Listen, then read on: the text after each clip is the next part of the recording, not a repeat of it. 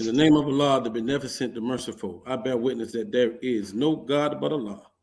Muhammad is his messenger, and the Honorable Minister Louis Farrakhan is our divine reminder, warner and servant that's in our midst. Thank you once again for tuning in to another episode of the Jock Brothers Presents Let Us Make Man, a podcast of brothers who desires nothing more than to present a positive image as to what a striving man in God should be. For we all are fathers who love our children. We all are youth mentors. We all are businessmen, and we all work hard in our communities to make it a decent and safe place to live. When putting this podcast together, we decided to govern our actions by three rules. One was to put God first in all that we do. Two was to present content to podcasts that can make you a better you. And three was to show brotherhood and unity amongst men with very different backgrounds and experiences that you can be proud of. My name is Brother Kyle Weed Muhammad. I be your host and moderator for the night. I'm that brother that's very interested in the root of things, the beginning of things, inspirations and motivations. And so I hope you enjoy those lines of questioning. Now, we have two other hosts of the Jock Brothers. Our brother Jackie, that's my brother, good brother, always brings a good attitude to every meeting or show that we have. Unfortunately, he will not be with us tonight, but he is definitely with us in spirit, and he's rooting for us to have a good show tonight. And of course, our brother Ahmed, he will be on a little later. That's well-traveled brother, the current producer of the show, a mover and shaker, a real mover and shaker. He just makes it happen. Yes. And so a valuable asset to have on any team. He'll be here later. But until that time, want to make a couple of announcements. First of all, I'd like to thank each and every one of you for tuning in once again to the Jock Brothers platform and supporting your brother. I mean, we really don't have the words to say that can show you just how much we appreciate the support we've had since we started this run. And so I would just ask you to continue to support the Jock Brothers.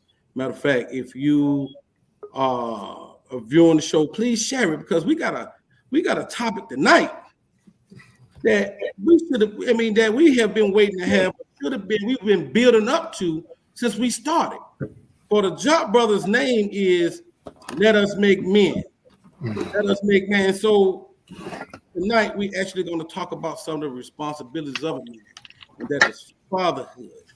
So please share this. Now for those that has donated to the Jock Brothers platform, man, we thank you. I don't know if you've been around since the very beginning of the Jock Brothers, but if you have been, you can attest that we have grew in areas that we can't believe we're growing in our own right. So we thank you for every dime that you ever donated to the Jock Brothers platform. And of course, we have an initiative going on right now, and it's going well. We have a prison initiative in which we are trying to put the Final Call newspaper behind bars to our family, our brothers behind bars.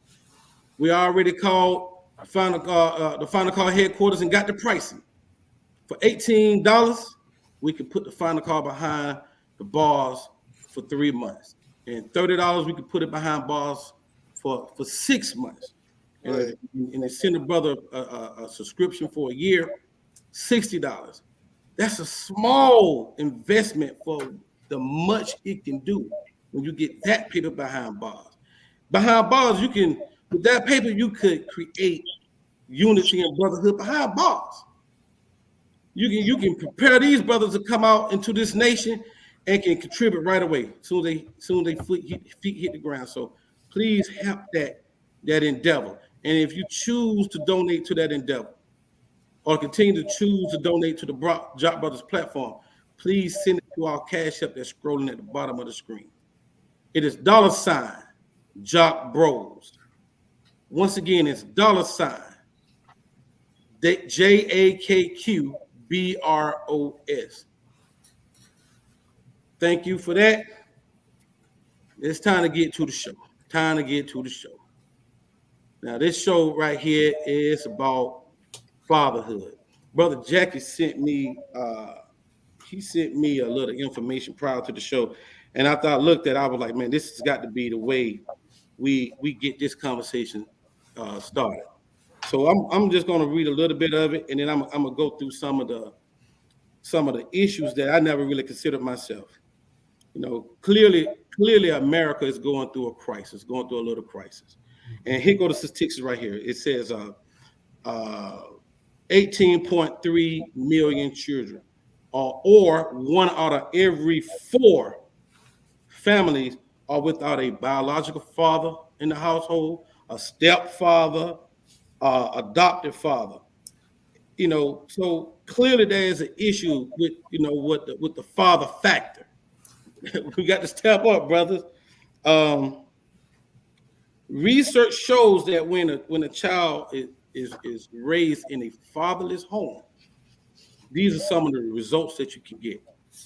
One is you can have is a 4 times greater risk of poverty. How about this? A 7 times more likely to become pregnant teen, more likely to have behavior problems, more likely to face abuse and neglect, 2 times greater risk of infant mortality, more likely to abuse drugs and alcohol, more likely to go to prison, 2 times more likely to suffer from obesity, more likely to commit crime, 2 times more likely to drop out of high school, all because of the absence of a father. So this is a conversation we got to have. And because we got to have this type of conversation, we invited these 3 brothers right here to our panel because they're going to shed some light. They're going to share some spiritual, some emotion, some knowledge on some of the things they're doing to better motivate brothers to take their stands in their homes. I'm gonna start off with Brother John.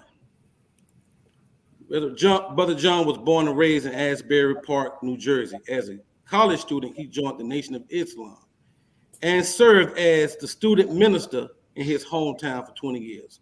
Before relocating to Wilmington, Delaware, he currently heads the youth ministry at Mars number 35 in Wilmington, Delaware. Brother John is a frequent motivational speaker at youth prisons and schools in Delaware Valley. In 2005, his passion inspired him to reach another level.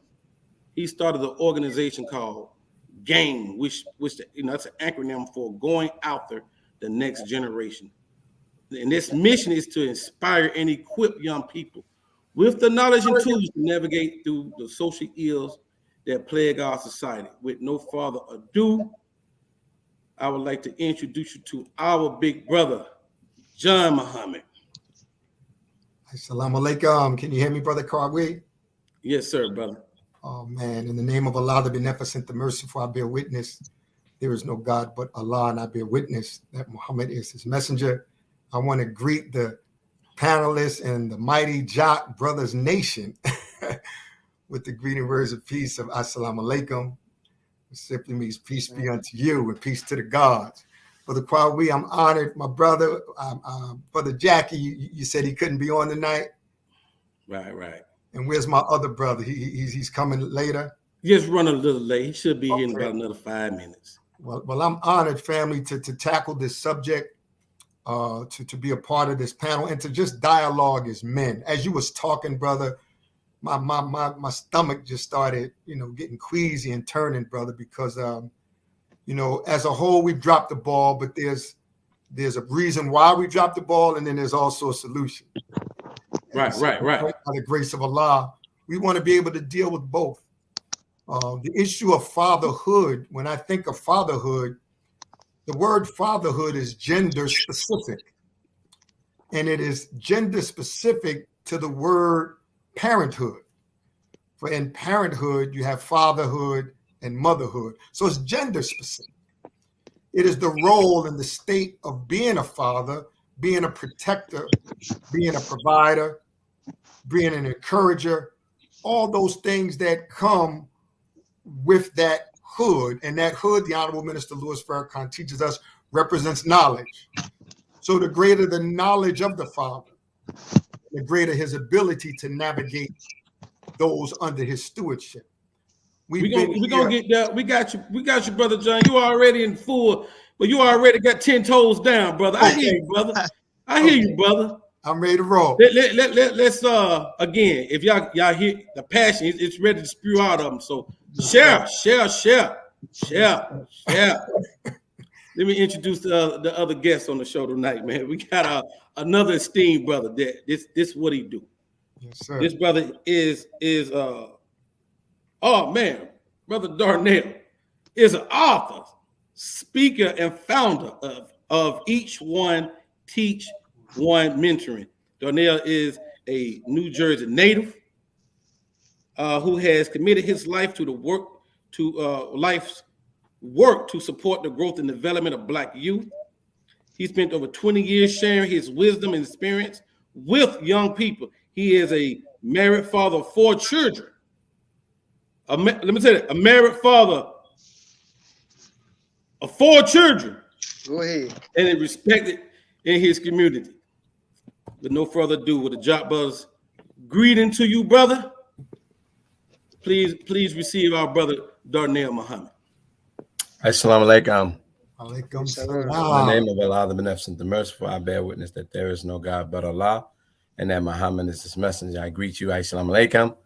And brother Kwawi, it is an honor and a privilege to be on this show. I have to add, now that I have 3 granddaughters along with those 4 children.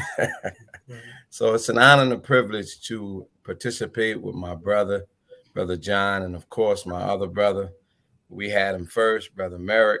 It is an honor to see him as well, and I'm excited to learn and to share what I've been exposed to and what I've learned, and also to learn more about this fatherhood, because we all I'm in the room where there's the biggest room is a room for improvement. That's right. So I thank Allah that we can get this dialogue and discussion on, so that we can grow and produce more fathers in the hood. Say that. Alaikum. That's right, brother. Good opening. Last but not least, my brother, Brother Lieutenant. This brother right here is a dedicated soldier, man. I have the privilege of seeing this brother in action. I'm not in his squad, man, but this brother here, man, hard charging soldier, always carry himself with the utmost respect. Always offer and give the utmost respect to everybody he encountered. I mean, he's one of the. I mean, he's an up and coming MC. I hear his lyrics. He got a real strong New York accent. Though I think you got the slangy, you got the Southern style a little bit more, brother. But that's what you do. He's from Jersey, man. This brother is a father. I see him with his son. He's at junior FOI class, sitting with his son nearly every Saturday, despite his workload.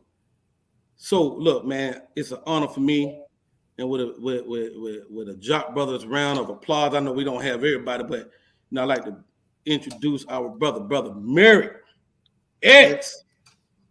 Yes, sir. Thank you, brother. Praise be to Allah. Man, I'm humbled and just grateful to be here. Assalamu alaikum to the brothers, man. Man, I didn't know Brother John and Brother Darnell. I didn't know y'all was gonna be on. So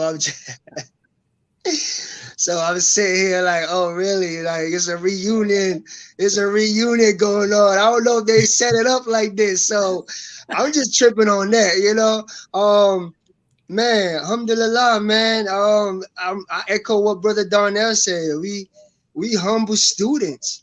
That's one thing about us. We always carry a title of student, and we are honored to be student. We value being a student, so we're here to learn as much as we're here to give. You know, I saw, you know, I'm a fan of the show like the other brothers. You know, I seen Brother Ishmael on here, so it's just humility, just being here. I'm excited. I'm grateful, and you know, we're going. You know, I'm excited to see what we have to offer. You know, what Allah gonna bless us to give. Cause we talking about fatherhood, and we know this is a very, you know, you read the stats. We that alone set the tone for me and for us. So thank you for having me, and may Allah, you know, bless us. Thank you. All right, brothers. With no further ado, let's get to work, man. Let's get to work. You heard the statistics. I'm gonna kick it off for you, brother John, because you was already 10 toes down. You know, Right. you heard the statistics, brother. Yes, sir. You heard the statistics, man. We got to get the fathers in the home. But what's the problem? Let's talk about the problem. Why you think we not in the home? First off, to get started. Yes, sir. Well, brother, I would bring it from a macro down to a micro. You know, these last 6,000 years, the Honorable Minister Louis Farrakhan teaches us that it has been a vacuum in our history. And this vacuum is really a state of darkness. And as we near the end of this 6,000 years, is getting darker. And so the job of Satan, as we've been studying in the book of Revelations, the 12th chapter, trying to get the woman, Brother Kwawi, but not being able to, and then going after the remnant of her seed. And so Satan is at war with the righteous. And naturally, if he's going to go to war with the righteous, he has to go after the protector of the righteous community, and that is the father. Right. So if I want to get into the family, I got to go to war. I got to distract. I got to humiliate. I got to pester. I have to harass. I have to lock up the protectors. And so through misinformation, through the lack of knowledge of self, the enemy has done a job on us as men. The role of father is not as honored as it used to be. Laws have been set up to undermine those who truly want to be fathers. I remember my mothers and others telling me about when welfare first came in, how it really was designed to take the father out of the home. So we've had a lot of array of arrows coming at us through Satan and his minions. But by the grace of Allah, we have divine guidance.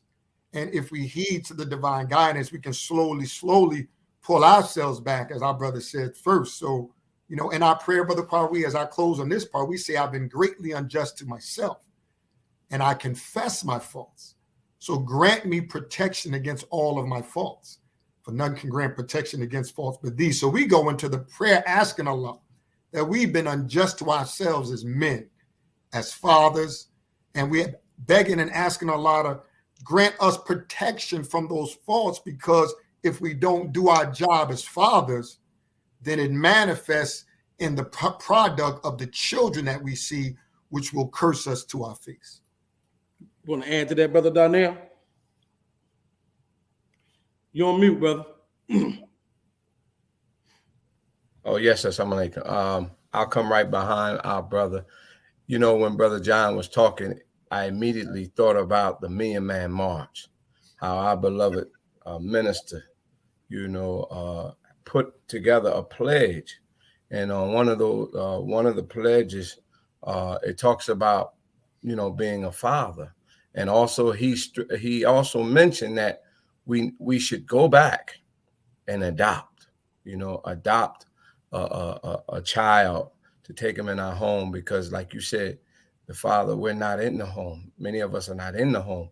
So that is one way that we can do that. There's a few other ways that I see is very important. Us as being fathers, and us that are striving to do right and be right. What we should do is we have to find a young person and take them under our wings, just like the old OGs did us when we were growing up. Right. They took us under their wing. They see us coming from school. They ask you how your grades were. Did you do good in school? Have you been respecting your mom? Let me find out you disrespecting her. That was kind of OG you kind of look up to. And then and then he would go in his pocket and pull out some change for you. Well, see, now we gotta up that. We gotta upgrade that. We gotta find a young brother and take him under our wing and school him and you know what I mean, and treat him like he's our son. He's our nephew. And I think that would definitely help the society and also encourage our young brothers who are out here trying to get it, as they say, to get married, to get themselves together and to find a mate, So once we get the man and once we get his head and then when he has a family, when he's ready for a family, then what he produced is what comes from his head. So we have a great job to do, and all of us has a part to play. And if we all do a little, no one has to do a lot. Assalamu alaikum. Walaikum salam. Look, that's a good opening statement. Look, man, I'm just trying to get y'all blood warmed up because I'm gonna come with a little questions at you. Yes, We just getting started, brother. Yes, Merrick, sir. Yes, sir. chime in, brother. Well, as I'm listening, the only thing I want to add is what we all know to be the truth is that it takes a village to raise a child. And every time we touch another black man, touch another black woman, anytime we around each other, we building to create that type of mind, that type of environment. Because for me, one of the biggest thing that I got from just listening from what the brother said that left a lasting impression on me is that we all got a role to play.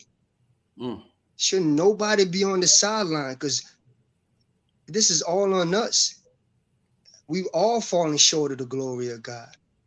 We all gotta fight for our redemption. We all got a debt to pay. How we got here. This talk, I'm self-made. The minister said, we don't talk like that. You self-made. What you know about being self-made? We teach that Allah made himself. See, that's a whole different talk. We can say that. In triple darkness, that's we believe in that. But everything that we got was given to us, man. You breathing this air. You only want to talk about, but I'm going back to my ancestors. I'm one of them ancestors' babies. You know what I'm saying, brothers? And I think we all the same on this phone, on this Zoom. Yes, we ancestor baby. We know we got a debt to pay, man. Ain't nothing was given to us. And so we don't squander the time and frolic around in sports and play. We understand this is a serious job we got to do as a father to usher in a new world. We can't have our children going through the same system, the same ups and downs, the same trials, the same police beating, shootings, death, murder, chaos, rape. So it's a village, man. And every time we speak and we trying to hurl truth and falsehood to knock out his brains, to let you understand, look, man, you part of this too, and you got a duty, man. And we all got to, uphold our duty today. We calling everybody, all hands on deck.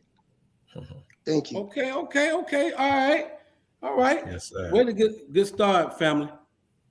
Now I'm finna get busy. Uh-oh. I know y'all haven't prepared for some of these questions.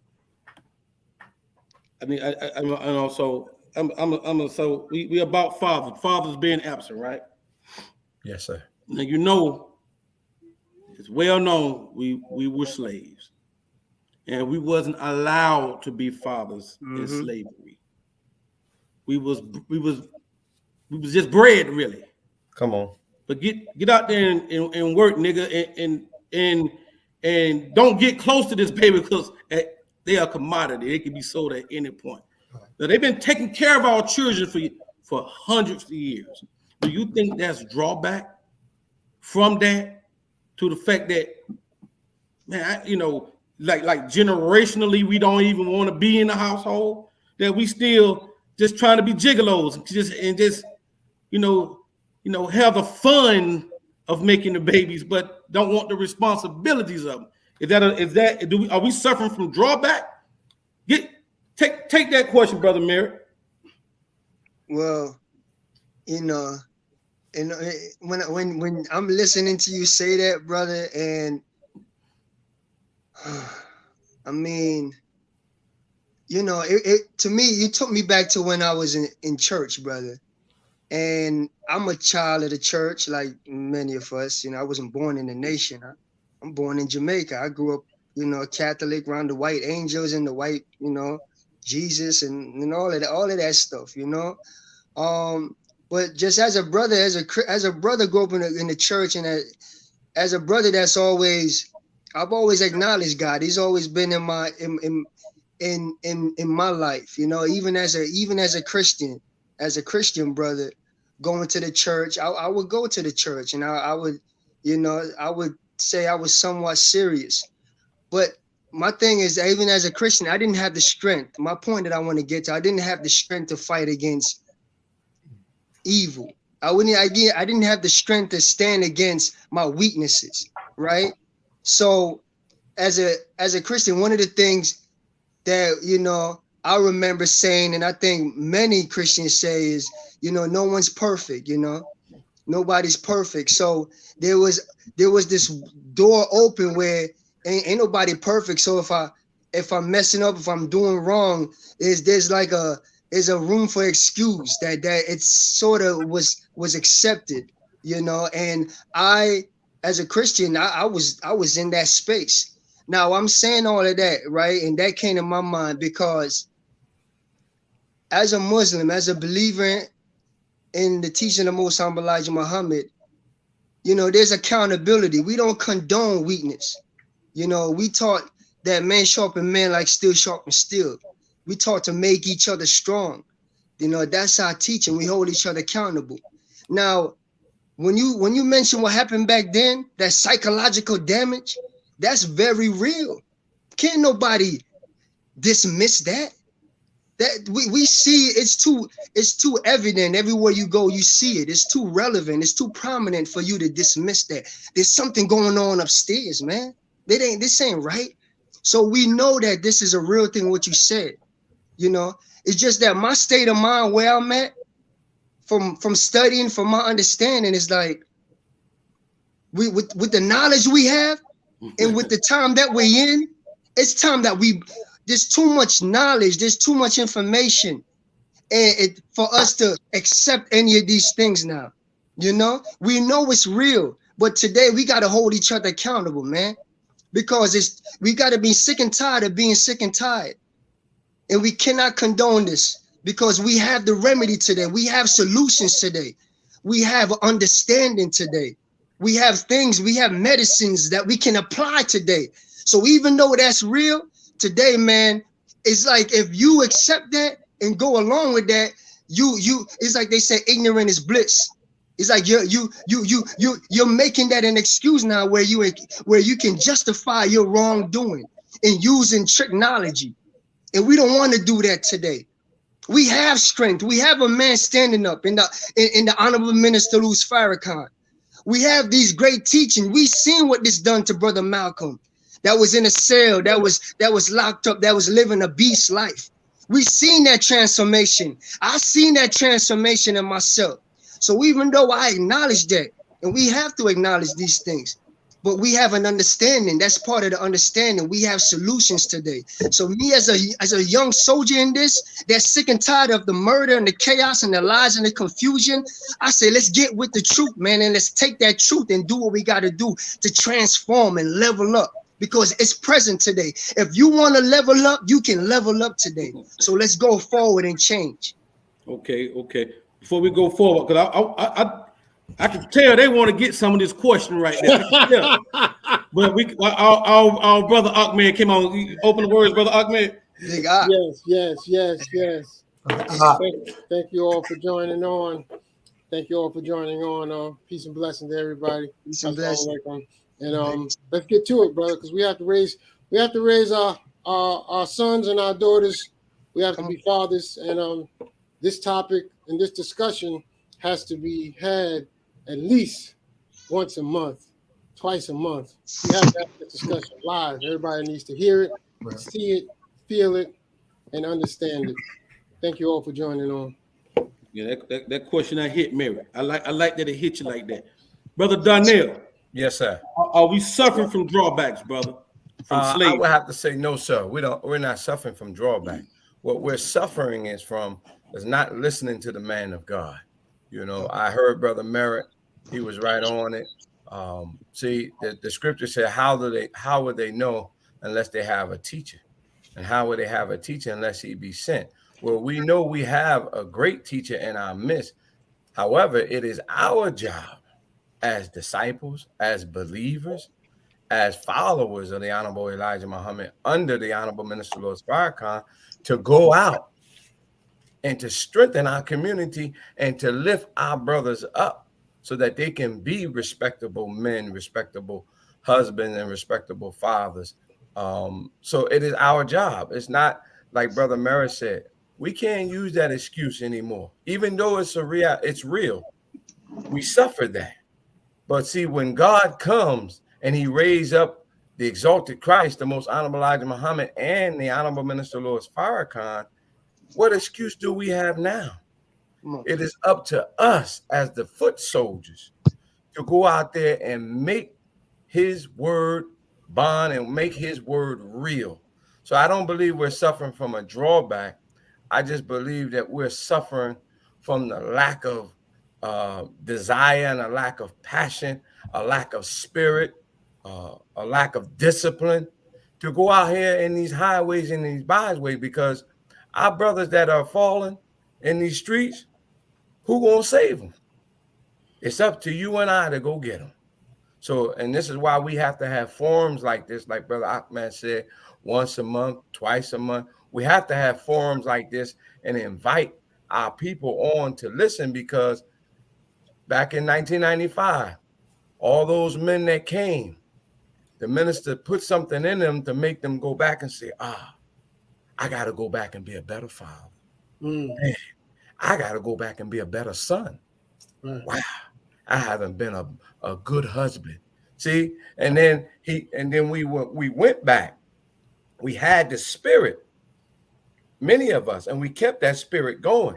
And however, like with anything else, we dropped the ball here and there, but it's no excuse. So we have to take these teachings, take these words, and take these spirits that we have and take them to the street and save our people. It is up to us. The minister has done his job. If the minister doesn't have to say not another thing to us, it's up to us, the men, to go out here and save our people. Say that. So I'm like, get in there, Brother John. Man, brother, amen. Amen. I'm just, brother, in response to your question, Brother Kwame, in truth, any wise man will study history, because history is best qualified to reward research. And in truth, if we don't know what was, we really don't know where we are, and we're really ill-prepared for what is to come, it is not an excuse, but it is your duty to have a knowledge of self. And part of knowing and having a knowledge of self is your painful history. How did you get there? I was looking when my brother Merrick was talking, because I spoke at this conference with parents, and I couldn't find the quote, Brother Kwawi, but it's very interesting that prior to welfare in the, after Reconstruction, the Black man and woman, we tried our best to have some semblance of family. So whereas up to the 40s, 50s, and 60s, 88 to 90% of Black homes had a mother and a father. That wasn't the issue. The issue was injustice.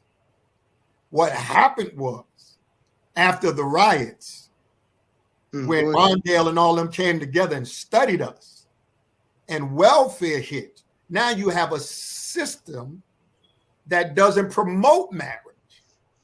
So now you have a mindset of women saying, I don't need you now. I don't need you. And then men saying, well, if you don't, the nature is still there. The biological nature is there. The babies are still being made. And when you're in the hood and when you don't have a job, your sex drive don't decrease, it increases to help deal with the pain of being a failed Black man. Yes, sir. So when I was growing up in school, there was no courses on how to be a father, even though every male generally will eventually hit that. There was no elective on how to be a father. Right. Come on. And God forbid you're 13, 14, 15 and have a baby, you're expected to step up and be a man. Right. And handle your responsibilities. At 14, right.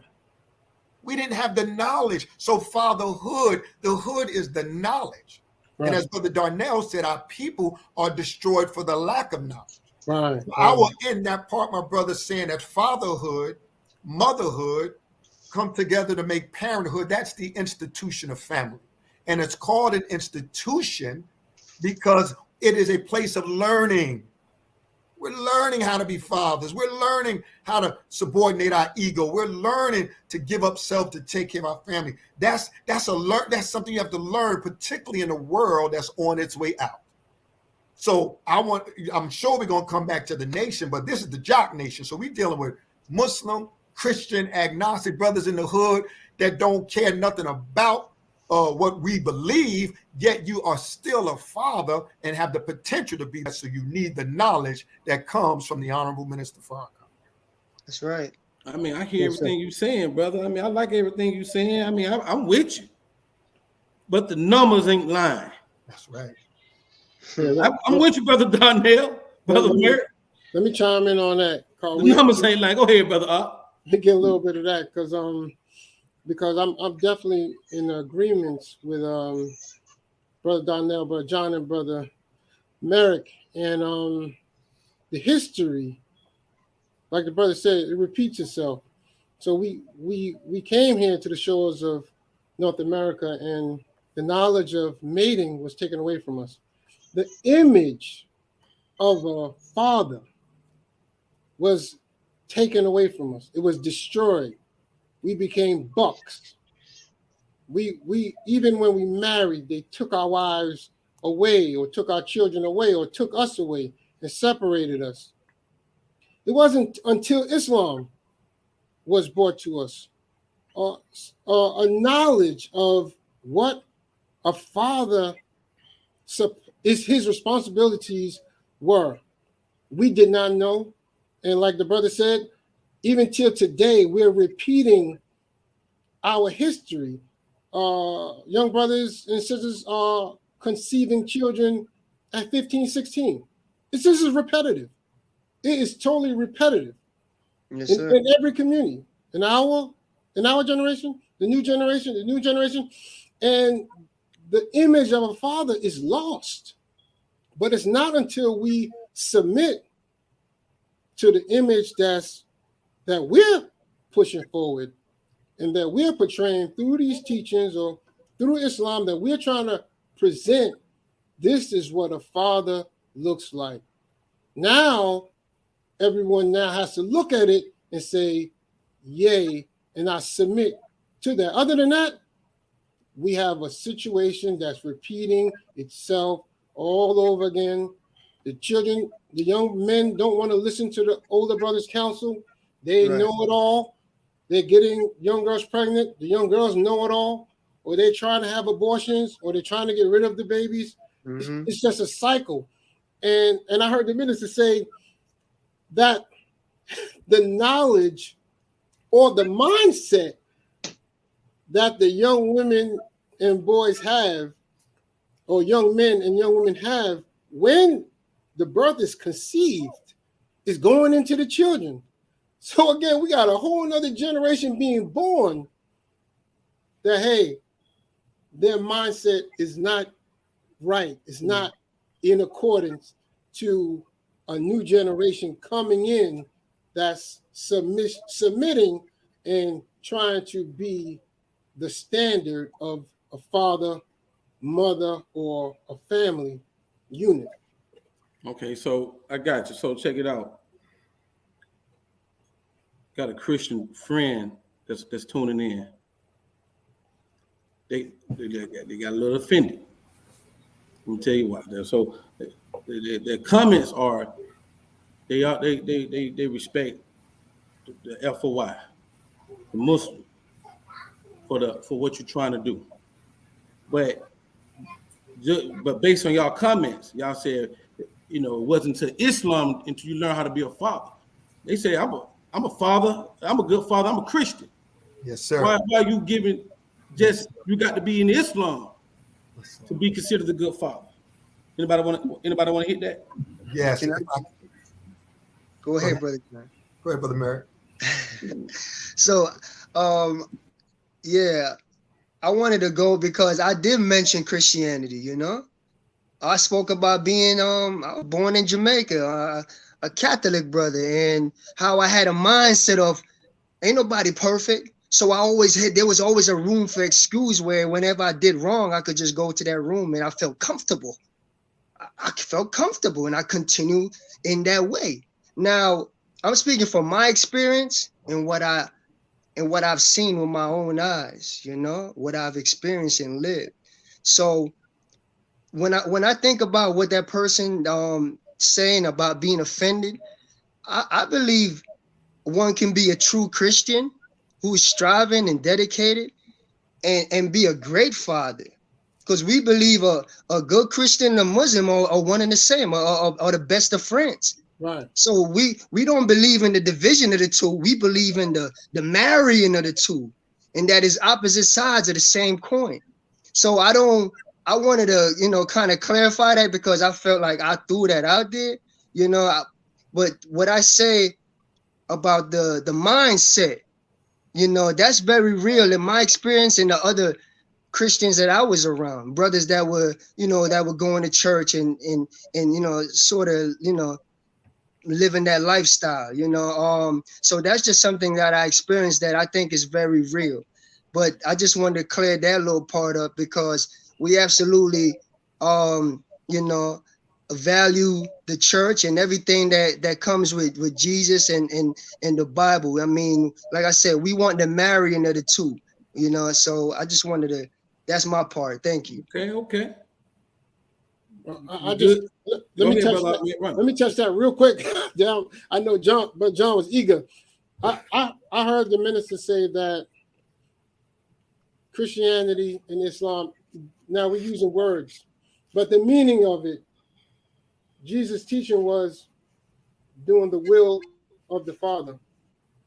Islam is obedience to the will of Allah. It's all the same. So, Right. so when I say Islam, I just mean obedience to the will of God. You can get that from the Bible. You can get that from the Quran. Both teach fatherhood examples, responsibilities of a man. So it's all one. It's all one. It's the truth. It's doing and obeying You're the coming in choppy. will of God. Oh, you couldn't hear me? You're coming in choppy. At the end. Okay. No, that's it. That was my piece on that. Okay, John. Okay, you free. You free to go, John. Go ahead. Do your thing. Yes, sir, family. I appreciate my brother's sentiment, and it was my prayer tonight as well that because this Jock Nation is all over the planet, and the Jock Nation is more than just Muslims. So we pray tonight that what is given today are principles of fatherhood that anybody can take, regardless of your religious persuasion. So my brother is right. I met some excellent Christian fathers who are Absolutely. doing their job. I met some brothers who don't claim any religion, who are handling their business. I met some Muslims that ain't on the stick like we should be. So the principles of fatherhood are universal. And those, if you watch and just see any family, if you were a deaf man and couldn't hear anything, if you just watched families and how they work, you wouldn't know the religion, but you would see principles that all of them practice. And so the Jock Nation is a nation of brothers and sisters around the world, some Muslims, some Christians. So we know that tonight we're going to have information for you that can help you. But going back to Pauli's point, the numbers don't lie. Like Jay-Z said, people lie, numbers don't. So I want to take one jab, Kwawe, because in the hood family, you know, we want to say, yeah, we want to get back and take my families, brother. There's some women that don't even want you back. Wow. How can a man that got 9 children by 7 women go back to and take over his family? They done remarried, got 3 other boyfriends. It's deeper than just going back home. Some don't want you. I'll leave it at that. You good? You good, brother Darnell? You want to get in? Are you straight? Oh no, I'm good. I'm definitely in agreement with all of our brothers said. This is not we're not religious gang banging here. Come You on. know, we're not doing that here. As fatherhood and parenthood, it supersedes what we call ourselves. So I'm with it, man. Okay, so now, clearly there's a drop. I mean, the numbers ain't lying. I know we supposed to do better. You know, you know. I don't want to say this wrong, but the numbers are not lying. All right. Matter of fact, if as the Caucasians took care of our babies, our children in slavery, they kind of sort of doing it right now. You know, you got welfare, you got assist. Women have every imaginable category of assistance you can apply for. They really don't need us. Now it's getting to the point where they are not needing us so much so that they are now getting to the point where they're not even dating us. Now, that's the problem. Is there a fix? I mean, I know we got to stand up, but as you can see, it's too easy for a man not to go to home. It's too easy for us not to go back to the house. I mean, oh, she good? Just call me when you need, me to discipline them, or I come through when I get to missing them some. But that's still not a present dad, and present in the sense of my son or y'all children. Go ahead. Where do we start? I mean, we could talk about the sisters all day. That's just such a whole nother topic. Where do we start as fathers, though? Because we could talk about the women. I mean, they play their part, but where do we start as fathers? Where do we start? What's the start in fatherhood? What's the start? Where do we start to become better fathers, to become better examples? Where do we start? Right. Go ahead, brother, down there, run it. Well, I would say, like with anything else, it starts at home first. It starts with us at home. For those of us who do have children, those of us who just have a family, either their children live with us or don't, it still starts with us at home. We must tighten up our family at home. Even if they're in a distant view or they're at home, we have to tighten it up and become a better family oriented, so that when our household is somewhat strong, then we're able to go abroad and pick out and attend and help out in the community with the other young ones. But we can't go out here in the community to take a young man under our wing, and we got a young man at home or a young man across town that we haven't taken under our wing, and to either get some reconciliation if that's the case. So we have to start right where we are at home and tighten up our family and get our family strong, all on the same page. We may not agree, and we're not going to agree, but at least we have a better understanding of one another. And then once we get that, we can go out in the community to get our youth. So it starts with us at home. Okay, so Brother John, chiming out for him, right? Yes, Hold on, you're on mute. You're on mute. I'm on mute. Yeah, I can hear you now. I can hear you now. Sir. So just feeding off what Brother Darnell said. He said we got to get better at home. What is that? What is getting better? Let's drill down a little. In dealing with young brothers, who I deal with a lot by the grace of Allah, and I'm thankful to be able to. When a brother is 16 years old, dating, fooling around with a young girl who's 16, 15, 14, and a child is born from that, there never was a home to begin with. Every child was not produced from two people lovingly living in a home. In our world today, children are being born because of the act of sex. period. There's no home. The daughter's living with her mother, the little brother living with his mother or grandmother. So babies are born, there's no home to go to. Or if a brother's coming out of prison, and here's a big issue that we're dealing with in the East Coast. Brothers come out of prison, he got 2 or 3 children, he wants to get involved. But there's so much pain.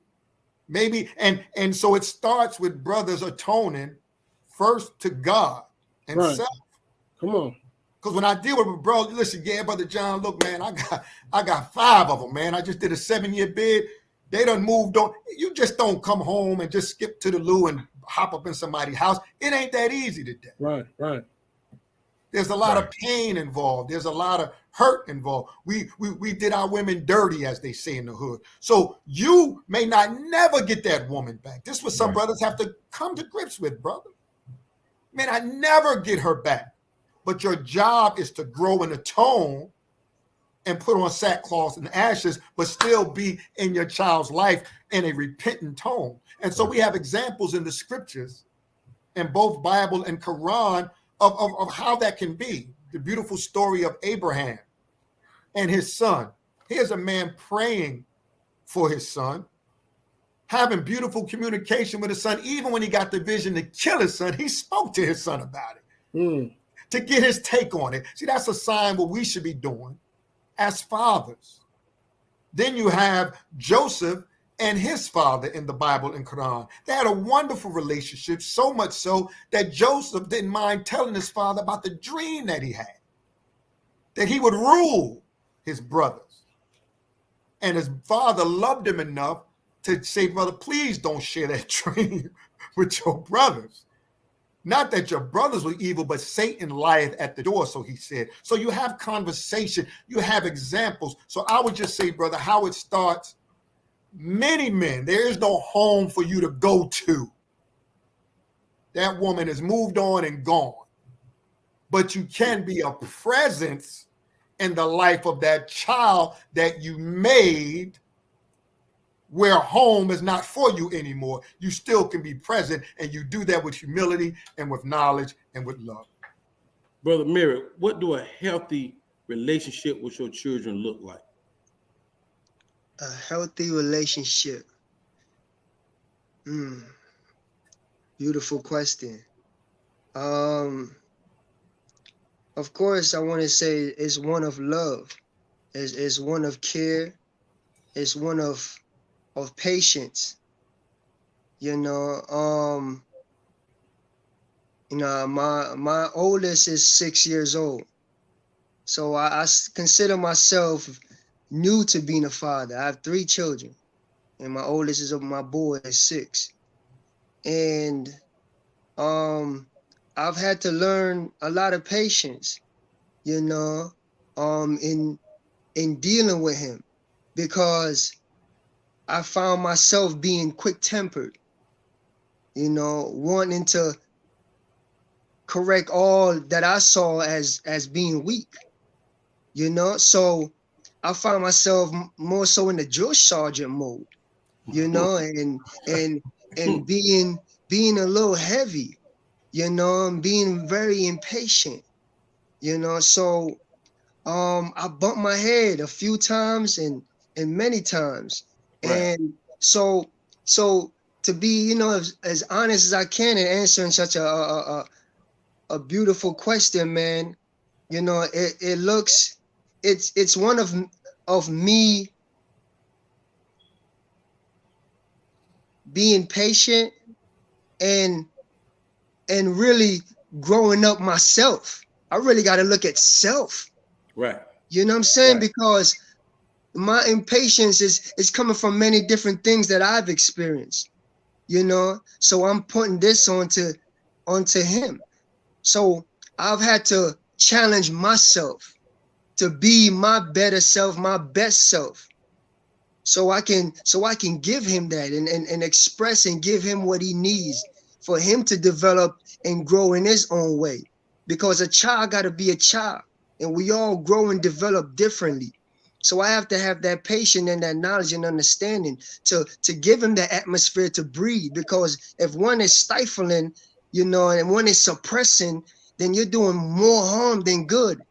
And I love my child like we all love our child, but you do more harm than good out of your zeal, out of your love, not knowing it sometimes.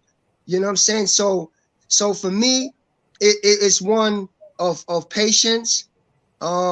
It's one of understanding, um, and it's one of balance, you know, because a dad got to be a dad. You know, I can't just be all soft and not be strong, and all strong and not be. So it's one of balance, and it's one of I got to include my wife. I got to talk about the other half. You know, it's one of us working as a team. To me, this is a team sport, being a parent. You know, and so I gotta all of those things come to my mind: the patience, the love, and the team spirit involved with mom and dad working together as a team. Because I'm gonna hit him like this, I need her to hit him like that. You know what I mean? So we working together to produce love in this child for himself, so he can grow into a child that's gonna have enough love to carry himself in this world, to have confidence, so he can take on all of the different tasks and obstacles that's gonna come his way. I want you to hit that question too, Ahmed. What do a good relationship, a healthy relationship look like? Man, and myself and Brother Merrick had a real deep discussion on that not too long ago. But a healthy relationship with my children, you know, male or female. Like I have 2 sons, but a healthy relationship to me is like when I was born, when I was being raised, first thing I was taught was to love myself, love God, and love my people. My sons, I teach them to love themselves, love Allah, and love their people. And I teach them to respect me in a way of brotherhood, that we can communicate. I teach them how to express themselves. I teach them how to deal with losses. I teach them how to navigate through problems and situations, how to seek counsel. A good relationship between me and my children is basically the foundation of communication, justice, and teaching them to love their creator, love the word and the examples that they read in scriptures, or that I give them from scriptures. So basically it's communication with me and my children. Okay. Brother John, Brother Darnell, y'all got these organizations. Yes, sir.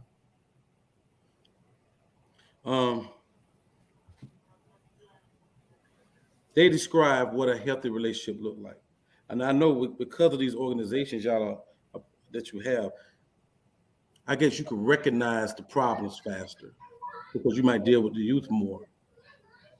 So when you see I guess a youth in your program, how can you recognize that there is a disconnect between him and his father?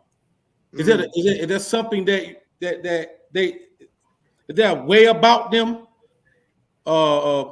Let's talk about something. Talk about one of your experiences, Brother Donnell. And I got you, Brother John. Well, yes, sir. I would say just mere conversation with the youth, with the young brother, you know, having a genuine concern and having that relationship where y'all can, you know, sit around and talk. You know what I mean? We in the car riding. I throw some questions at him. I see his response. He responds. You know what I mean? And we first build a relationship with each other first to get him, you know, to communicate when he see me. Hey, Brother Darnell. Hey, brother. You know, and getting to be a friend first. See, I work on being a friend and being a true brother, and getting him comfortable with me and myself being comfortable with him. And then as that grows, then I'll come in and ask the question. you know, how are you with your father? Where's your father at? When last time you seen him? Do I just probe questions to see which questions are touchy or not. But if you have a genuine concern for the young man, the youth, or the young sister, and you see and they see that you're genuine and you're consistent, they're gonna open up. If it's in your heart, they're gonna open up to you. You know what I mean? They're gonna befriend you and they're gonna entrust in you. And once you get that trust and show them that that you're trustworthy, then and then I won't ever put the father down. Never. You know what I mean? I'll step in as a uncle of my brother, which is his father, and still speak in honor and high regards to him as I'm being an uncle to his son. Then eventually, as I get to that young boy, he'll respect his father even more when he's dealing with me, because I'm going to put his father at such a place like that, not giving his father an excuse, but to see to have in that young man that, no matter what, you got to respect and love your father for whatever reason. We're taught, from our beloved brother, Minister Sharif, who was a former Supreme Captain, who always before he left, he always talked about daddy and father and how we should treat and see daddy. And that, I try to implement with my young brothers. Good, great answer, man. Look, I know we got a brother Patrick Muhammad. He's a principal. He's dealing with children all the time. I wish we can. I think he said he want to tap in, brother Ahmed. See if you can reach him. See if he want to chime in right quick, brother John. Yes, sir. Give us something, man. I mean, about how you could tell a brother. It's funny, Brother Kwawe, I look for myself in these young men. As a young brother growing up without my father, I remember almost like it was yesterday when he made a promise to me to come see me. And I stayed on the porch and waited, and I'll never forget. It wasn't the first time, but I remember the last time that I wouldn't wait for him again because his word wasn't bond. Right. And I grew up angry, hot-headed, cursing everybody out. And I look for young brothers like me when I'm in my program, when I'm in the schools. I see it. I see the bully. I see the class clown. And generally, as Brother Darnell says, as I talk to him, even today, you can hear the misplaced anger and disappointment that they have in their father, whether their father is there or not. I don't know how much time we got, brother, but even in the Nation of Islam, I got to go here, brothers, because while we bringing lost found in the front door, our children running out the back door. Why? Let me leave that alone. But we got to go there, Kwawe, because it's not that many generational father, son, mother, daughter, happy family in the mosque or church. It's grandma and grandchildren. And if we really loved our babies and really cared about them, then we would be fathers even for our junior FOI. But when you go to study groups and mosques and churches and there ain't nothing for the babies to do, and God forbid somebody try to help the babies, you give them hell, that's another problem. Oh, wow. Okay. Now we're gonna go there, but let me go, because that's burning in me, man. We Yes, sir.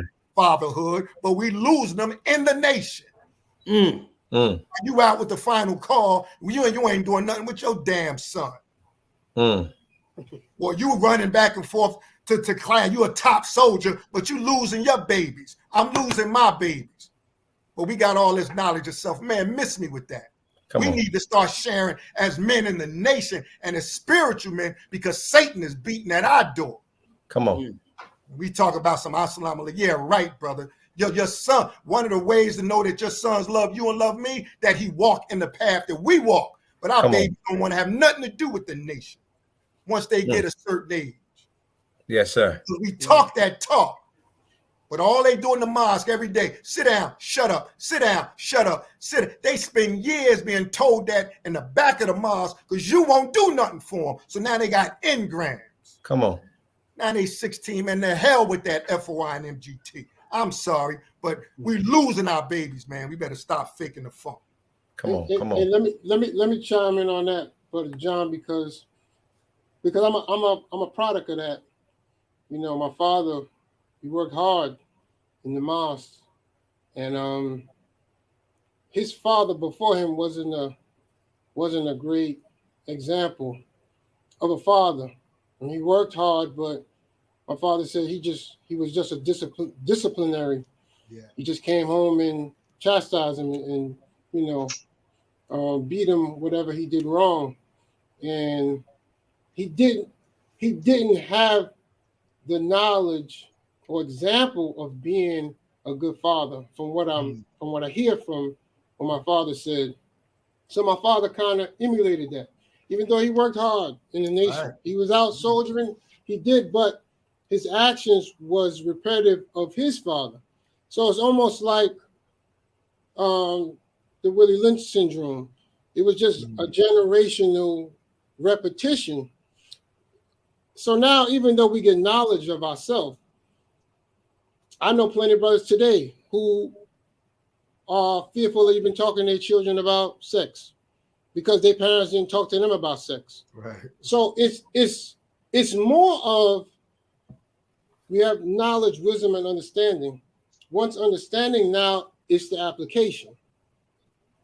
So I've grown up in the nation, and I've sat with brothers today in the nation. So we talking 80s, 70s, and 2000.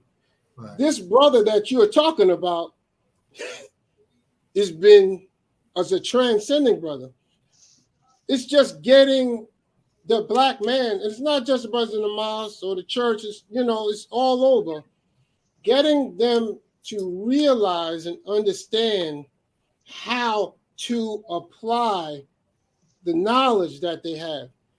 Again, we have to see it. And okay, it's almost like we have to watch a movie because when we're out here working and soldiering, we're doing God's work, even though we hear it or we read it, but to actually see it is a whole nother, like, wow. Look at the way Brother John just talked to that boy. Now I'm looking at the actual application. Some of us never get to see that, Brother John, never. Yes, sir. And you know, my brother, if I can add, that's excellent. This is why we've been around 90 years. Churches longer. Those mosques and churches that do a better job of holding the youth are those mosques, churches, and study groups, cloisters, synagogues that have ministries. Come on now. That are backed by the leadership. Come on. Who see the importance of it working. You know, when I go visit a church and they got the mimes and the youth choir packed 50 deep, them babies ain't going nowhere because they got something to do. I got a believer right now. Now I don't have, but I know believers who let their children go to church because the church has a ministry for their babies. And ain't nothing for us.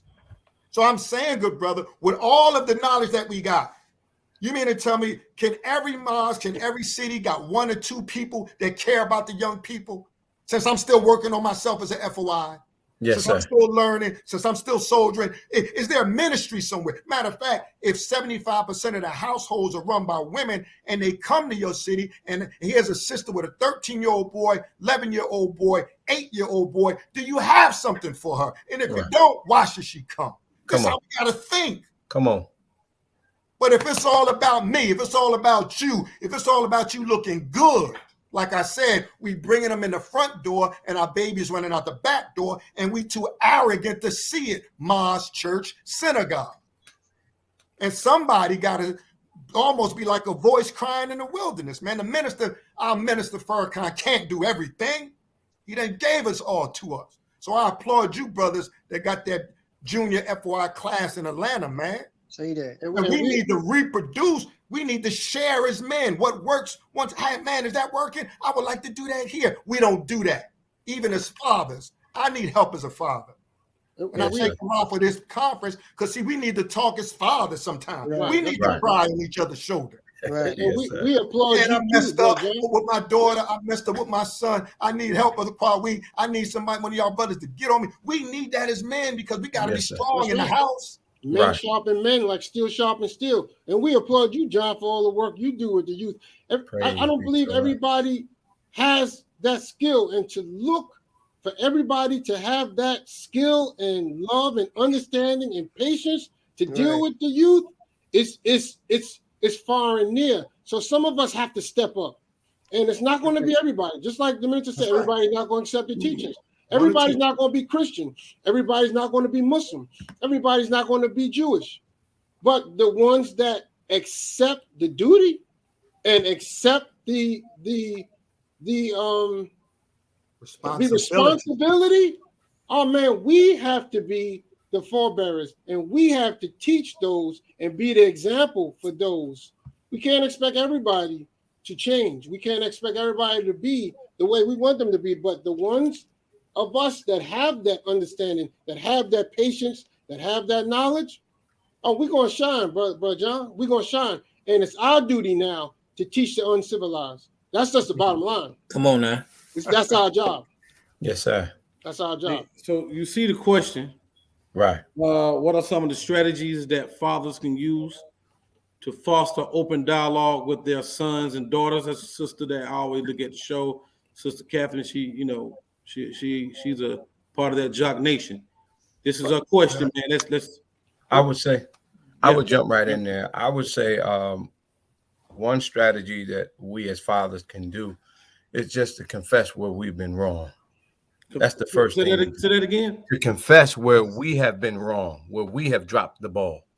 To be honest and say, I dropped the ball as a father, to atone with your child.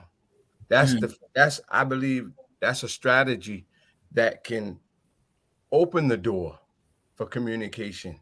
You may not get everything out at one time, but if we come and say, look, I wasn't there for you. I dropped the ball on here. I'm not going to make any excuses, but what I pledge from this day forward is to be a better me so that I can be a better father to you. And then that there should start to unlock the door. You know what I mean? You go away or whatever, and you can come back. Now that door is unlocked, and then you come right behind, and whatever you say you're going to do it. Be transparent and accept the rebuke if and when it comes. I'd like to jump in there because I was also talking to another brother about that. And the minister has a lecture called The Cycles of Life. And I read a book when my son was 2 years old, and they said it was terrible twos. But I read a book when he was 2 years old on the expectations of a 2-year-old, what they should be doing, their education level, the things that I could expect from a 2-year-old to see what level of development they were on. And from that point, I started to study the different ages. And I looked at myself and my peers growing up. And if we study the level that the child is on, where they should be, what they're going through, have an open dialogue with them. And Dianetics also teach that when you talk to them, you raise their tone scale. You bring them up to a place where you can have open dialogue with them. Once you find out where they are, then you can better communicate with them.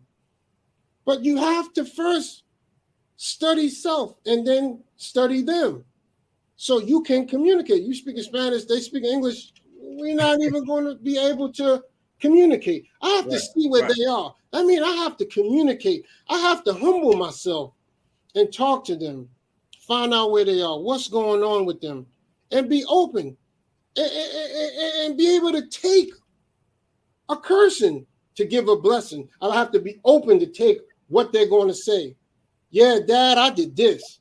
I can't look. My son got a tattoo. Oh, man. I'm against tattoos. My son is smoking. I'm against him smoking. I can't sit there and battle him with what he's presenting to me because I'm trying to get somewhere deeper. I'm trying to get here and here.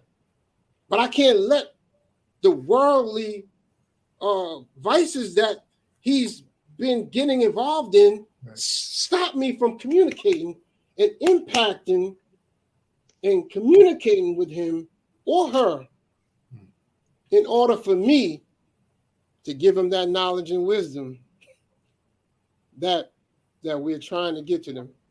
But that's my piece. Man, can I get in here? We got brother Jackie on. Yeah. No, Jackie, no. Go ahead, No, get man. it, brother Jackie. I apologize for not being on the video. I apologize, but you know, I was a single father for of 2 boys and a girl.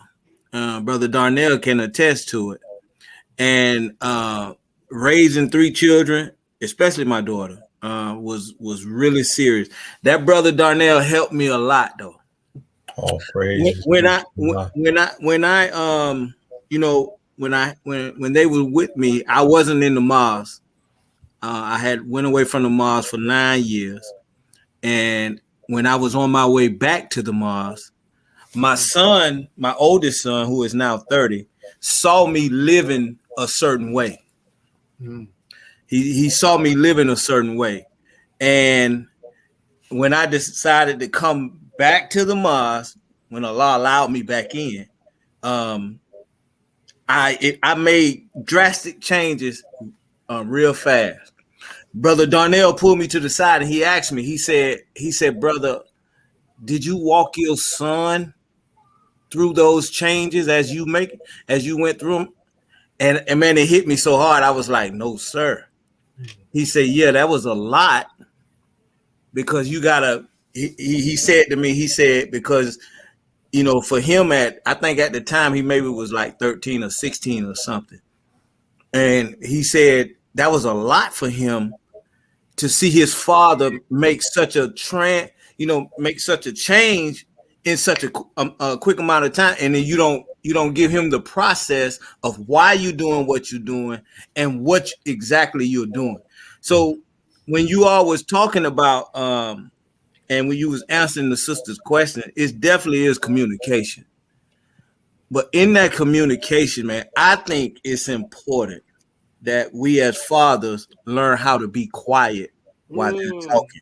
Come on, man. And it's very important, like Ahmed said, that when they present themselves as they are, as they're going through their changes, allow that, walk them through it, but do not reprimand them at that time. When they're opening up to you, please don't reprimand them at that time.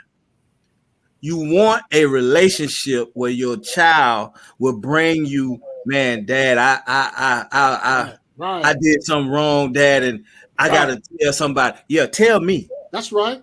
Yeah, tell me. Go ahead and let me know. Oh, really? Right. I did that before when I was young too, son. Come on, let me tell you how we handle that. Right. Let me tell you how I handle. We have to have a talking relationship with our children. If we do not have a talking relationship, we can take another L like we took. We have to have a talking relationship with our children, man. And I'm just a firm believer of that. Now, I grew up not having a talking relationship with my parents. I have that now. But I had a friend, man, I want to say something, man, that something happened, you know, something happened to him that we would say is embarrassing. And I said, man, what did you do? He said, man, I went home and told my mama. And I was like, wow, you told your mom that? It's like, yeah, I tell my mom everything. Come on, man. And that was so big to me if I think it's very important that we as fathers, because your children want to tell you, so they want to talk to you. Yeah. They want to. They love you. They respect you. But we have to give them room to express themselves, like Brother Ahmed said. We have to if you got to hold yourself down, just be quiet, and let them give it to you, walk it off, Right. and then take a deep breath, whatever you got to do. Because if you allow that one time for them to tell you something, they'll come back and tell you it some more. They'll come back, they'll keep coming. And I think that's very important. I apologize for not showing. No, that's beautiful. No, That's sir. beautiful. Man, that's Beautiful. man. I like that, brother. I mean, Brother Kwame, if I can confess, brothers, I failed in that area, Brother Jackie, because I was so busy trying, as Brother Merrick said earlier, we don't want our children to fail or go through what we go through. So I was always giving them the teachings and beating my children over their head with the teachings. Right. Treat them like a lost found instead of my children. Right. Come Right, on. right. Come on. So, really, they'll build up in their mind. I don't want to hear that. Right. I want you to be a dad right now. Come on. So, more to that sister's question, also creating a structure and structured times to be with your children, because they'll know. I mean, life's busy. We're busy. We work. There's a lot going on. But that dinner table, Come on. Talk about the dinner table. or that Sunday morning walk. Come on, if man. it's that busy, come on, son. We do our Sunday morning walk, or we're gonna make a run to Dunkin' Donuts. They have to know that, particularly if you got more than one child. Right. I know my daddy time is Tuesday around 5 to 7. I know Yes, daddy sir. time is Saturday morning around 8 to 10. Go You ahead. got to put a structure in where they know they have your undivided, non-judgmental attention. That's Right. important. Thank you for that wisdom, brother. Yes, Hey, sir. excuse me, Brother Kawhi. I'm sorry. I got one more thing, brother. Please. I apologize, man. But I got one more. I think it's very important what the sister asked earlier. She said, how can a mother support their husband or partners to be present fathers, even with the relationship fail? Now, one thing that I learned as a single father, and I learned this painfully, there is no communication like between a mother and a child. So I have two they call baby mothers, but two children's mothers and a wife. I have a wife, and then I have children from two different women. And I cut off the relationship with one. I mean the talking relationship with one. I cut off a talking like communication with the mother of the child. That was a big mistake of me. It was a big mistake. If you want, and this is something I learned the hard way, if you really want to get something over to a child, if you have a talking relationship with the mother, you can get whatever you need over to the child through the mother. It's important that you and the mother still have a talking relationship. And it's real important that the children see you two talk to each other even after relationship fail. That's important. Powerful. That is important. It wasn't until I was 25 years old that I actually seen my mother and my father in the same room. Like 25, I was like, dang, it was so weird to me. I'm grown. I done been through all this stuff. And when I seen that, I felt like a 10-year-old. Like my mother and father is still in the same room. So I always picture that. Well, how do my children see me and their mother? Teach. So I began to humble myself. And even when she talked bad about me, I still would say, yes. I still would be nice to her in front of my children. Me and her still have a conversation. And from that, we grew up. We both grew up. Now, and we was like, you know what? We're not going to do that no more. We grew up. And my children now have a talking relationship with both of us. I think because of that. So it is very important that when the relationship failed, that you and the mother still have a talking relationship. You have to humble yourself because it's not just for you, it's for those children. I had to say that. Sorry about that. Praise be to Allah. Praise be to Wow, Allah. man. Wow. I got one more question. And, And Brother Merritt, you don't have to wait till somebody asks you something, man. You can just jump in Yes, sir. No, anytime. I'm listening. But Yes, sir. I was looking at, when I was thinking about this discussion of fatherhood, I was looking at manhood, today's statue of manhood versus fatherhood. So when you look at some of the youth and some of the men today, they would say, well, you're not a real man unless you have a drink. You're not a real man unless you smoke. You're not a real man unless you Right. do all these different things and have these different vices in today's world that makes you a man. Right. And especially killing today, because Right. the youth think that just killing somebody just makes you, That's I'm it. grown, I'm a man. Or I have sex, I'm grown, I'm a man.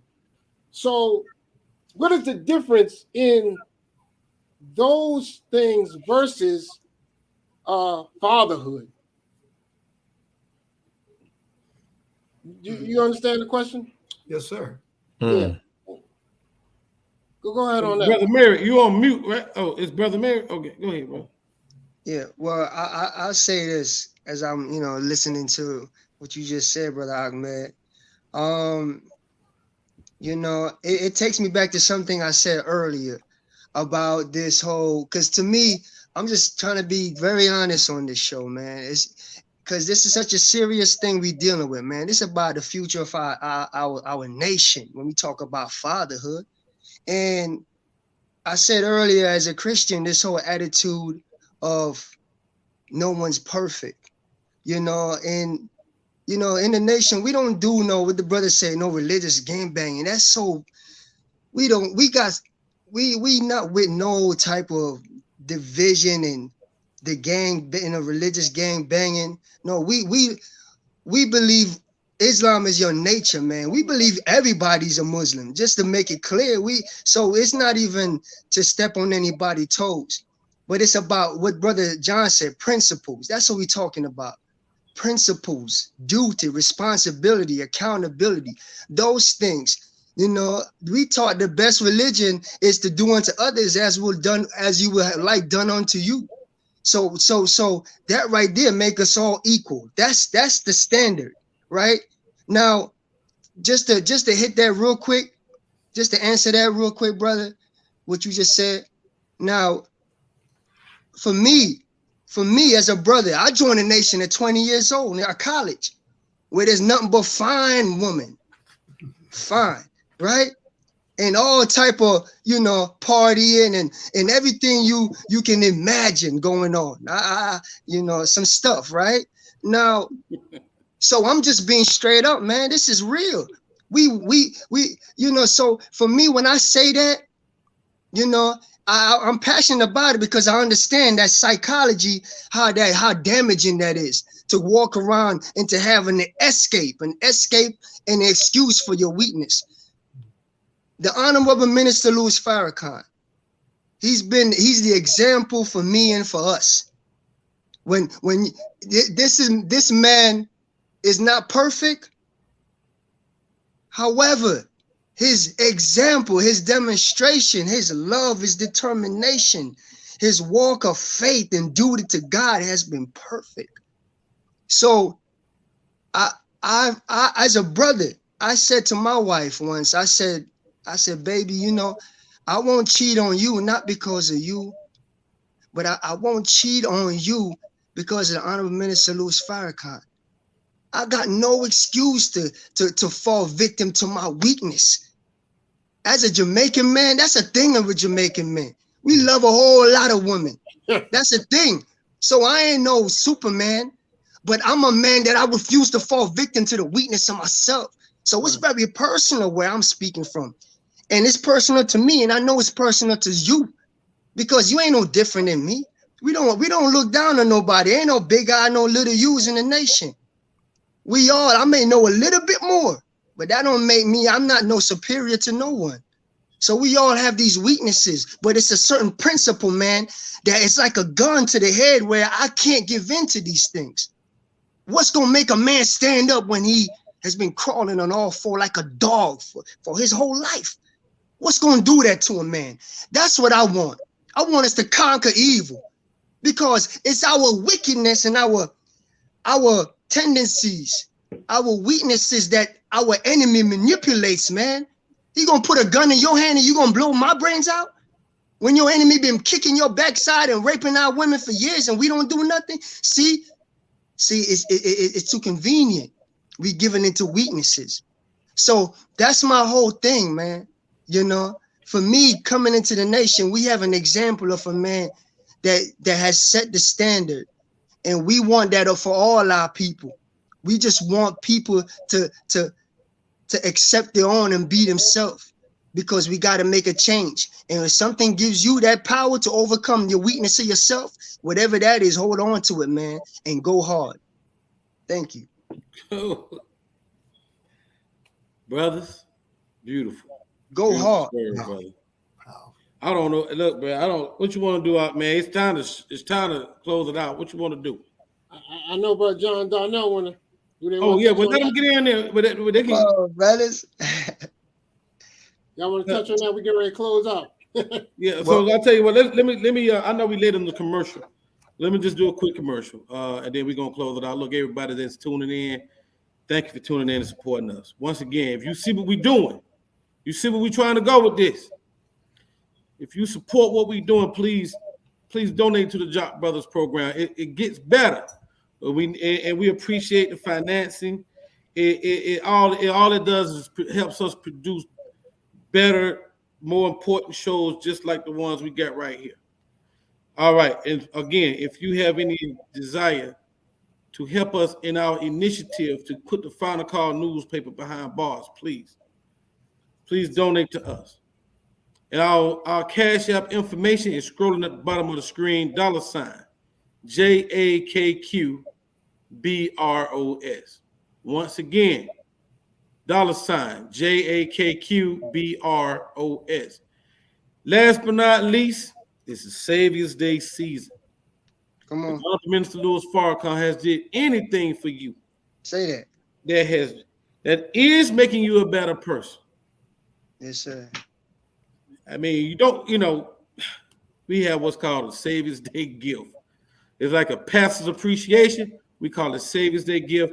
Please go to noi.org and donate and show, as a way of showing your appreciation to the sacrifices this man has made for the last 64 plus years to better Black people all over the planet Earth. All over. So once again, Savior's Day season.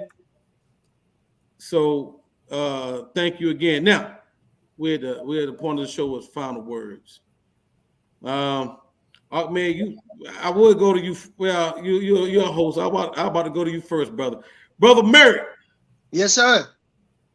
Final words, brother. I just want to say, man, praise be to Allah, man. Brother John, Brother Darnell, I love y'all, man. And you too. I didn't know y'all was gonna be on here. I'm telling y'all straight. I hope y'all know that. I'm not just saying that. So I would just see you, brothers. I'm like, what? This is a reunion. I was born in Mars 85, the stars. You know what I'm saying? And these are the brothers that I was around that I look up to and have a relationship, build a relationship with. So man, Allah, ain't no nothing spooky about it, ain't no coincidence, man. I'm just happy to see y'all. Pray y'all are doing well and your family is blessed. It's just so much going on, man, and I just thank Allah that, we blessed to enter in another year and still have the right mind to go after our people, and for me, the last thing I want to say is there's a calling to see our people go free, and when I think about fatherhood, there's something in me. There's a fight in me, a fire in me, because I want to see the people go free, Brother John. And, they call Brother John Flame, Johnny Torch.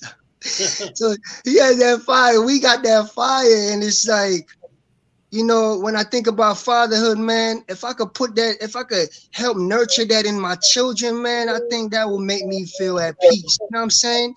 Because that grabs me and holds me like my feet is nailed down. You know what I'm saying? Because there's so much distraction and there's so much pull from this wicked world. So something got to nail you down to the mission, nail you down to your duty, the connection with God. So that right there is a father for me. Our last thing I'll say about that, man. I pray Allah bless me, bless us to instill that in our youth, to instill that in our children, man.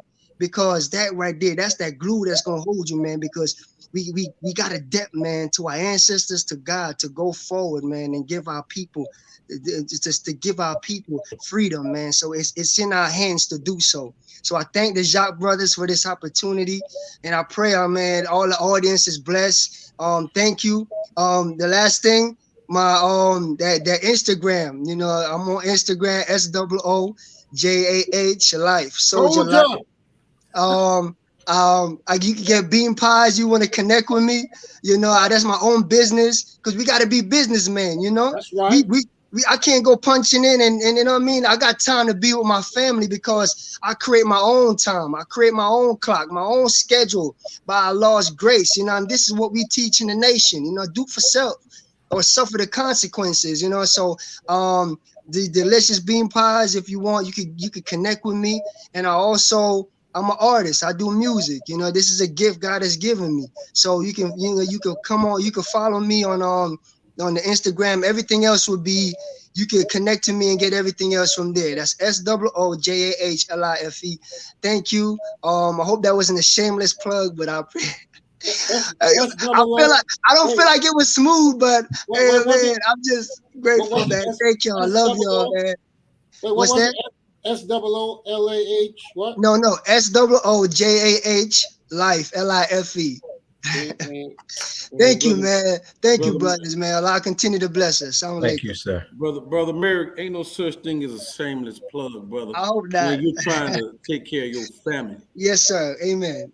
Man, that's a beautiful plug. Support our brother, man. Thank you. Brother Darnell, final words.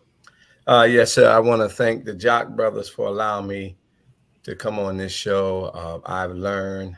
I appreciate you brothers are doing this. Like one of your callers said, we need a part 2. And for all of us who may have a nephew that we know that uncle is not in their life or your brother is not in their life, or you may just have a neighbor down the street that has a little young boy, we can start right there. Come on, and man. just take him under our wings and check up on him and build a relationship with him and watch him open up to you. So I thank you once again. I look forward to being part of a beautiful program once again. Assalamu alaikum. Thank you, Brother Darnell. Thank you, Brother Ahmed. Brother John, final words. Yes, sir, brother.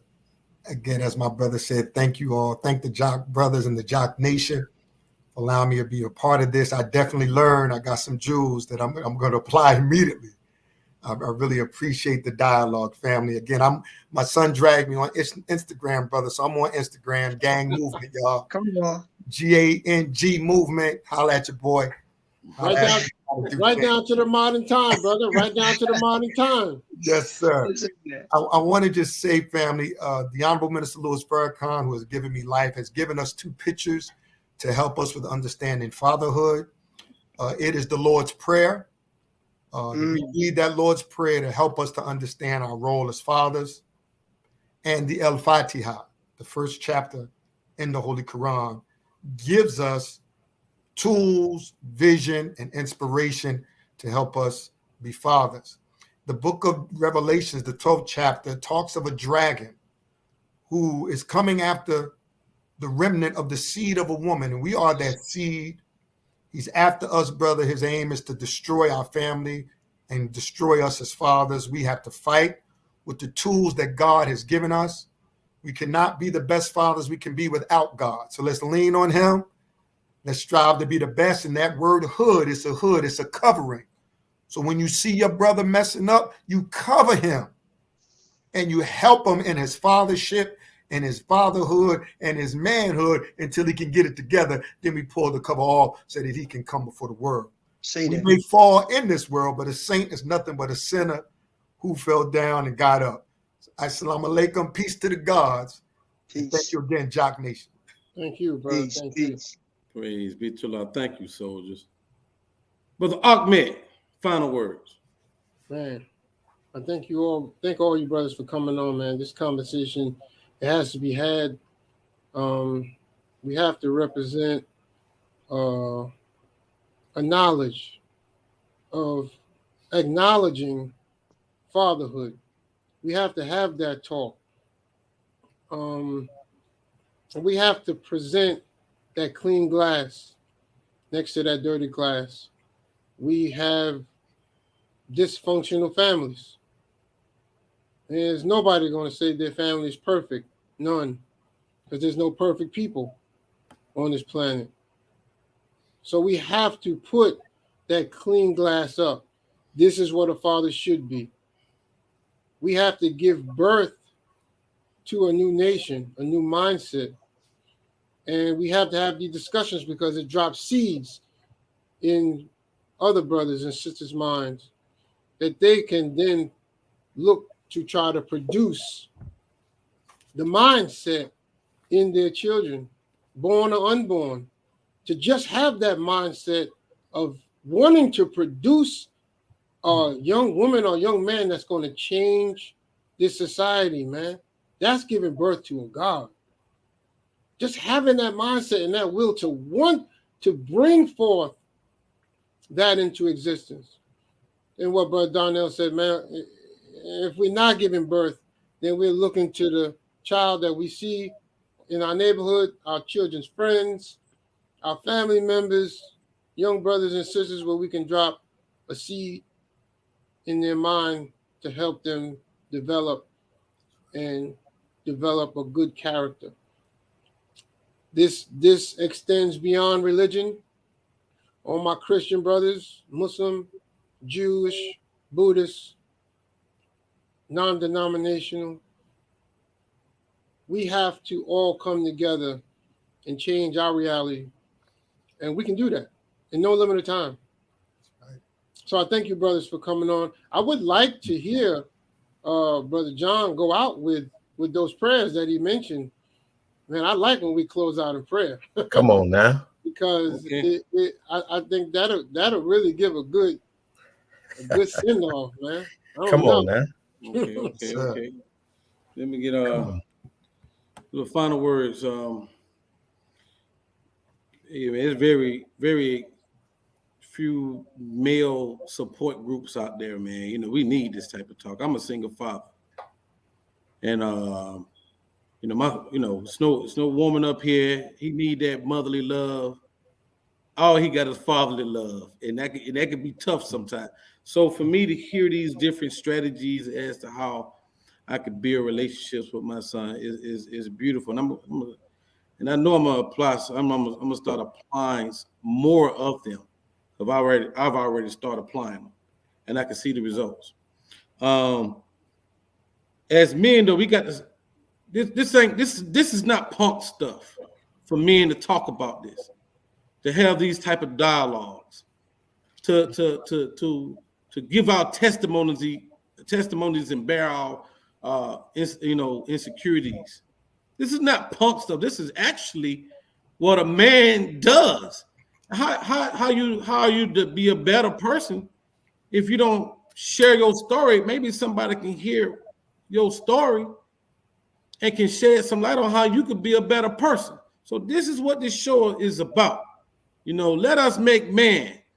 This show is about fatherhood, how we can be better Say brothers to each other. Go Come on. ahead.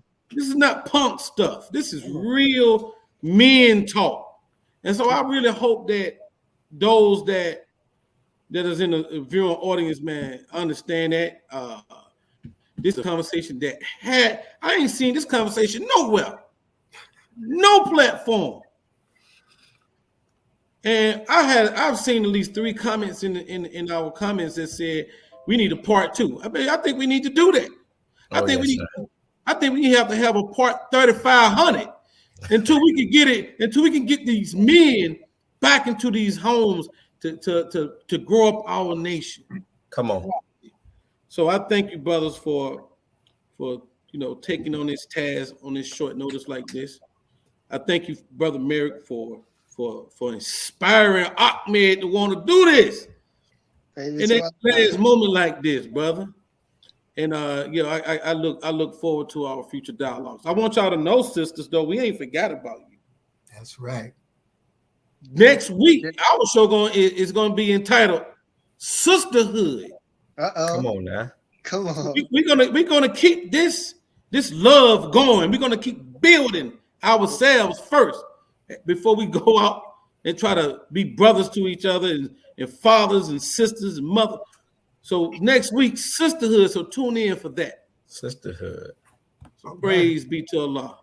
So as brother wait. question of our brothers. Go ahead, brother Ahmed.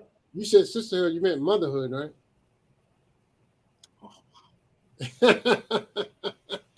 This is fatherhood. The next one was motherhood. Yeah. Yes, sir. Come on now. Yes, sir. Motherhood. I'm sorry, sisters. It's gonna be motherhood. Yes, ma'am. We need you. No, We're gonna need you. We're gonna need you. Come on, brother John. Teach his mother. No. Not me, brother. Not me. No, sir. Stay in your class. Stay in your class. Let's get Brother John. So, brother John, close it out with the prayer, brother. Come on Yes, now. sir, family. As we say the Lord's Prayer and the Al-Fatiha, please just keep in mind our role as men as we hear these words and the guidance from the Honorable Minister Louis Farrakhan from these prayers. Let us pray. Our Father, which art in heaven, hallowed be thy name. Thy kingdom come, thy will be done on earth as it is in heaven. Give us this day our daily bread, and deliver us from evil. For thine is the kingdom, the power, and the glory forever. Amen. Amen. And the Al-Fatiha, in the name of Allah, the Beneficent, the Merciful. All praise is due to Allah, the Lord of the worlds, the Beneficent, the Merciful, Master of the day of judgment in which we now live. Thee alone do we serve, and thine aid do we seek. Guide us along the straight path, the path of those of whom thou hast bestowed favors, and not the path of those of whom thy wrath has been brought down, nor of those who go astray. Amen. I mean, And I missed part of that Lord's prayer was to, I missed part of the Lord's prayer was to lead us not into temptation, but deliver us from evil. And the minister said, when you're a man and you're a father and you allow poverty in your home, you lead your family into temptation. So I teach my young daughters, I used to teach them, you don't take money from no man but me. That's right. Because that's how they start grooming you. They start giving you money when you 10, 12. No, you don't give my daughter nothing. Yes, sir. I thought we were about to start part 2. Okay. Walk up again, brother. Praise be to Thank y'all Allah. for tuning into another episode of Jock Brothers. Praise be to Allah.